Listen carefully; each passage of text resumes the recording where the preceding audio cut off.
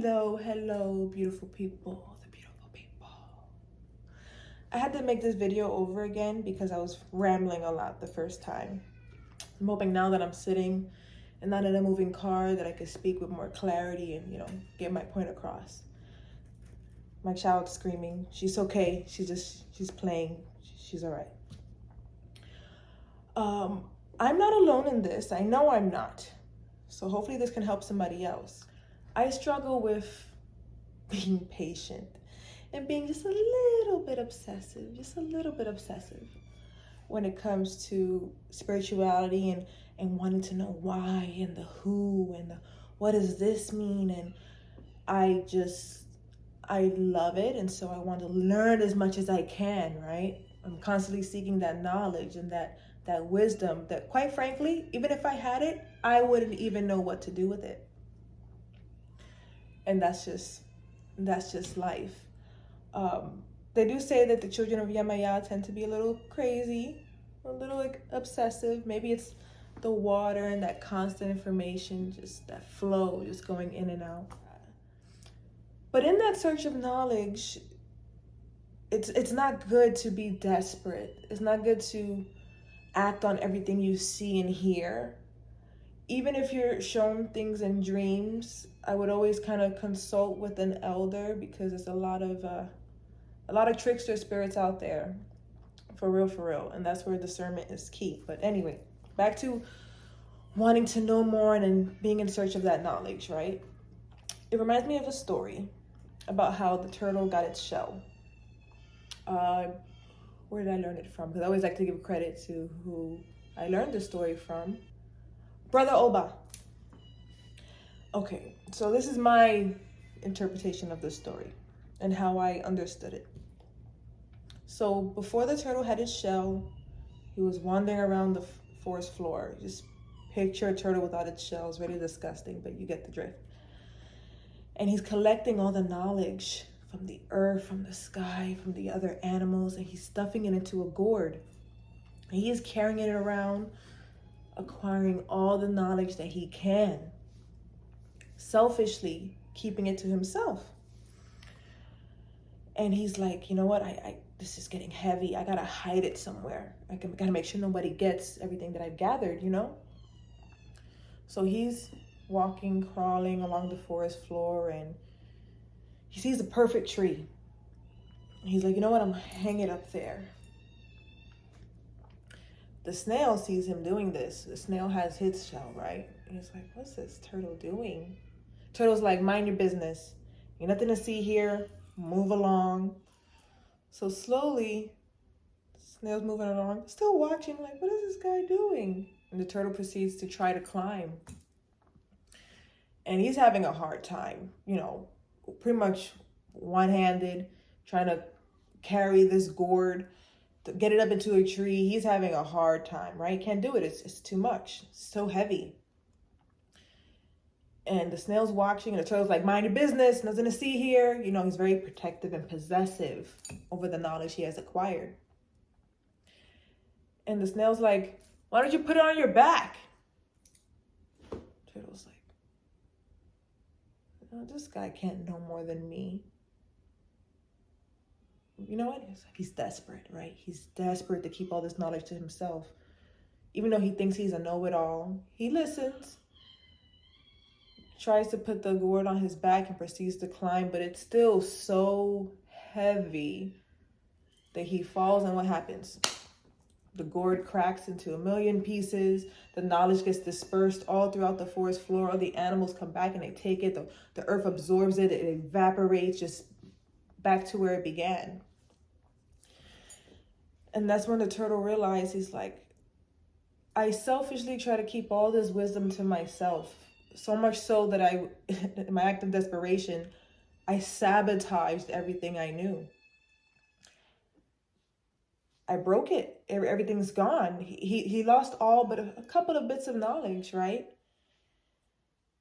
And so him realizing that he didn't know everything, he put the gourd back together to a bunch of little pieces, and he wore it on his back in homage, you know what I mean, to the snail for having brought him that lesson of patience and one of not being selfish. It actually reminds me of another story that my godfather told. Okay, we all know, well, let me not say we all know, because I know nothing. We all don't know nothing. We don't know shit. There's a story, and we have been taught that Olodumare speaks through Orunmila, right? That's his right-hand man. And so God spoke to him. He said, you know what? I want you to talk like me. I want you to deliver the messages the way I would deliver. I have to give you more of what I know. Orunmila's like, bet, whatever you say, God. So he's like, okay, I'm going to give you these 16 barrels of knowledge. Think of it as like water, just something tangible that he has to consume, right? And how do you eat an elephant? Oh, it's another Ifa story. How do you eat an elephant? One bite at a time. So instead of trying to drink all this knowledge, because that would be so overwhelming, right? Too much of anything isn't good for you. I'm pointing to myself too. Because when you point the finger, you're pointing back at yourself. Anyway, focus, Ashley. Instead of trying to drink all the barrels at once and chugging it, getting a stomach ache, being bloated, daily he's taking sips, spoonfuls like a baby, absorbing it, let it digest, letting it marinate. And he's down to the last sip. And Eshu's there. Eshu's always there. And I believe in the story he creates some type of ruckus, right? Love Eshu. And he knocks down the last barrel. And at the same time, think about it, Eshu's everywhere. He's yelling to the other Orishas, like, oh my God, the last bit of knowledge that Olumare gave Orunmila, it's falling into the floor. Come get it, come quick. Everyone knew the importance of that knowledge, of that blessing of information, that the wood was starting to absorb it. The Orishas come and they're licking it off the floor, no shame.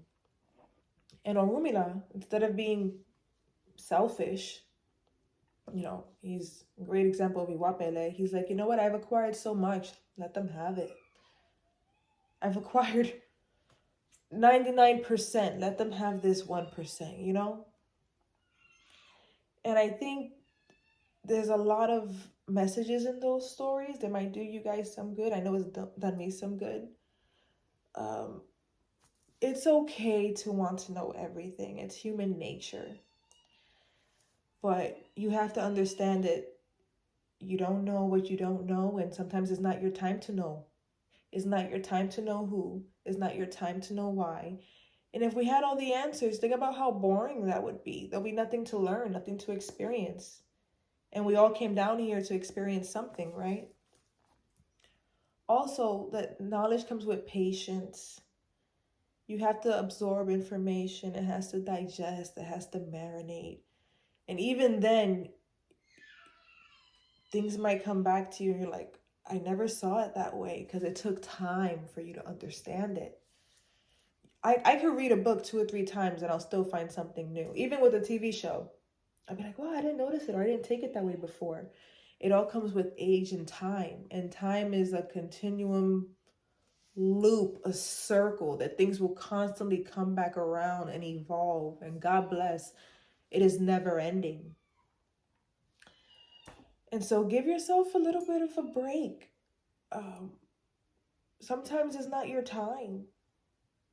Sometimes you just have to be patient. Sometimes you just can't act out of desperation, because you're going to attract the wrong energies doing that.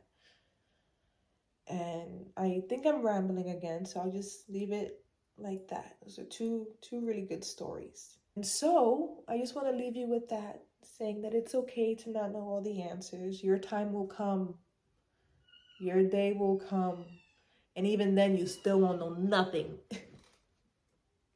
Thank you for tuning into my little powwow, Azúcar Negra's little chit chat.